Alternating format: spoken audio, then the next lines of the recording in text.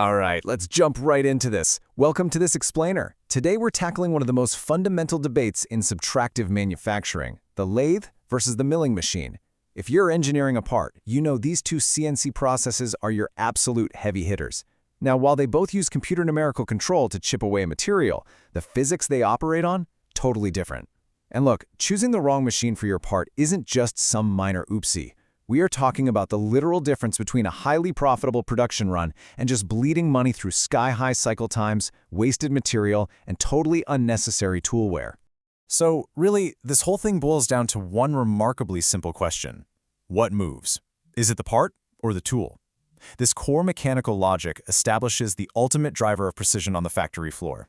It literally dictates the physics of the cut, the geometry of the final component, and determines exactly what shapes a machine can physically produce. It's the starting point for everything.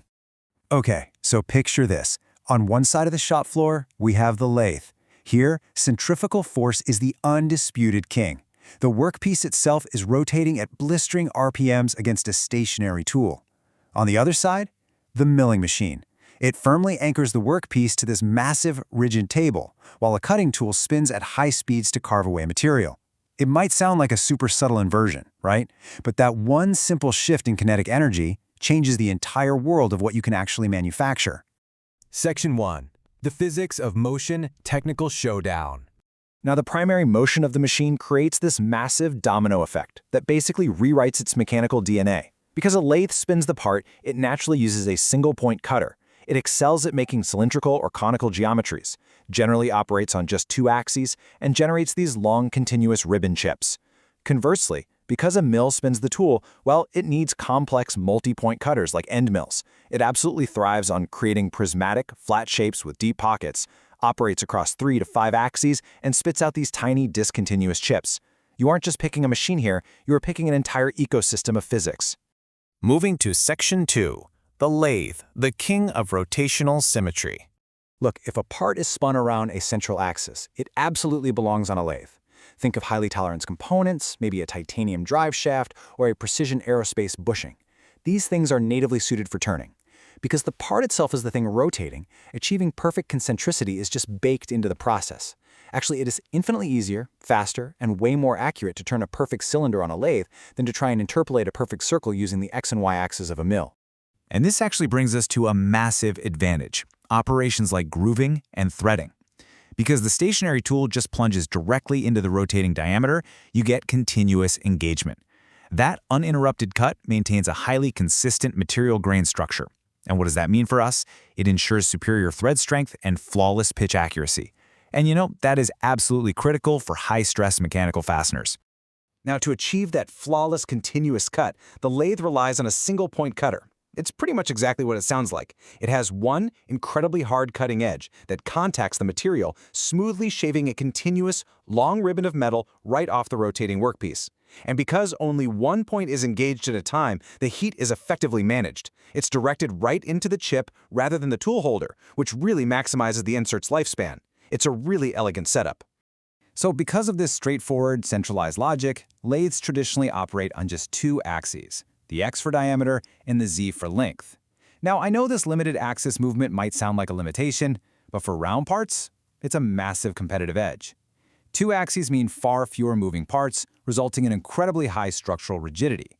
And that rigidity is exactly what eliminates harmonic vibration and tool chatter, which, by the way, is exactly how lathes consistently achieve those gorgeous mirror-like surface finishes. Which brings us to Section 3, the milling machine, the shapeshifter. But what happens when we need to break the bounds of symmetry? Try machining a perfectly square block on a standard lathe, and trust me, you will immediately understand why the milling machine had to be invented. For rectangular, flat, or highly irregular contours, think of complex parts like cast iron engine blocks or those intricate mounting brackets. The milling machine's versatility is an absolute requirement. The machine dynamically feeds the secured part into the spinning cutter from multiple angles, which honestly allows for almost limitless geometric possibilities. One of the real standout feats of the milling machine is clearing internal volumes. Using specific pocketing routines, mills can plunge right down to carve out precise slots, complex grooves, and deep internal cavities. But here's the catch. Carving out a deep pocket means managing a situation where the cut material has nowhere to go. So this relies super heavily on high-pressure coolant blasts to forcefully evacuate the chips out of the cavity. If you don't do that, the tool is going to recut its own chips and instantly snap. No way around it. Because of all this, the tooling required is a completely different beast. Unlike the lathe's smooth single-point shave, the mill uses a multi-point cutter. Think of a spinning end mill where every single flute takes a fast, violent, kinetic bite out of the material. This aggressive dynamic is exactly why milling produces tiny, discontinuous chips. It also means for sure that multi-point cutters experience much heavier cyclic wear and tear compared to your standard lathe tooling. And to handle the intricate topography of modern engineering, milling machines just have to be incredibly agile. They usually start at a standard 3 axes, but they frequently scale up to 4 or 5 axes. And let me tell you, that is a real game changer for production costs. Think about it. Every time an operator has to stop a machine, manually unclamp a part, rotate it, and refixture it, expensive time is wasted and precision is potentially lost. A 5-axis mill allows the spinning tool to reach almost any point on a complex 3D surface in a single, uninterrupted setup. All right, Section 4, the bottom line, driving B2B production costs. So what does this all mean for the business side? Choosing between these processes directly impacts the bottom line across 3 major pillars. First up is setup time. Custom machining complex fixtures for a mill takes way longer than just clamping a round bar right into a lathe chuck. Second is tooling costs. A highly specialized solid carbide end mill, that might cost you upwards of $150, whereas popping a fresh edge onto a single-point lathe insert might cost just $5. And third is cycle time, the total speed to finish the part. If you force the wrong geometry onto the wrong machine, you are inflating all 3 of these metrics simultaneously.